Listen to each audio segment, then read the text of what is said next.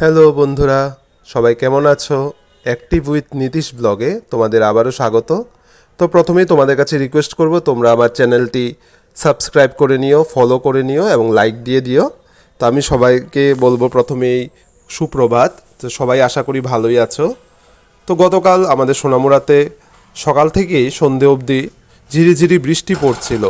তো ঝিরিঝিরি বৃষ্টি পড়ার দরুন রাস্তাঘাট একেবারে কাদাময় হয়েছিল। তা আমি বাইক নিয়ে আমি হেঁটে হেঁটে টিউশনে গেছিলাম। তো সেখানে যাওয়ার পথে দেখো রাস্তার মধ্যে কত কাদা। আর আমাদের সোনামুড়া তামসাবাড়িতে যে রোডটা আছে ওইখানে তো প্রচণ্ড কাদা হয়ে থাকে, একটু বৃষ্টি হলেই সেখানে কাদা হয়ে যায়। তা আমার খুব অসুবিধা হচ্ছিল যাওয়ার জন্য, তবুও কী করব, বাইক নিয়ে গেলে বাইকটাও আরও নোংরা হয়ে যাবে।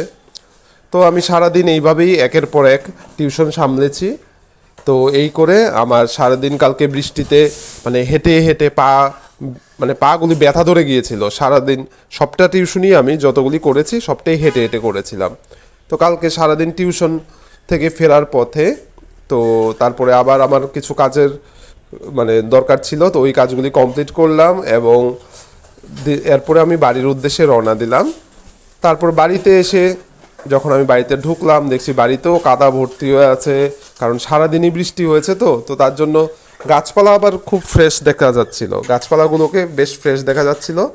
আর আজকে আমি আবার স্কুলে গিয়েছিলাম আমার ব্যাগপত্র নিয়ে কিছু ড্রয়িংয়ের কাজ করার জন্য।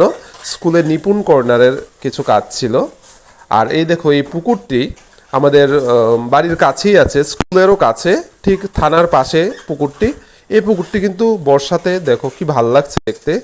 ছোট ছোট গাছ, কি বলবো এটাকে, কিছু শেওলা জাতীয় কিছু গাছও জলটার মধ্যে আছে, তো তার জন্য জলটা কিন্তু আরও দেখতে সুন্দর লাগছে। আর তাছাড়া দেখো ক্লাসরুমে আমি চলে এসেছি, এই হলো আমার কালার ম্যাটেরিয়ালস। তো এগুলি নিয়ে আমি চলে এসেছি এখানে। তো এরপর আমি ড্রয়িংয়ে একটু মনোযোগ দিচ্ছি। দেখো আমি ড্রয়িং করছি, এটা নিপুণ কর্নারের ড্রয়িং। তো এটা স্কুল থেকেই আমি করছি। তো আজকের ভিডিওতে আমি এতটুকুই দেখালাম তোমাদের। তো সবাই আমার চ্যানেলটি আবারও বলছি সাবস্ক্রাইব করে নিও। ওকে, সবাইকে টাটা।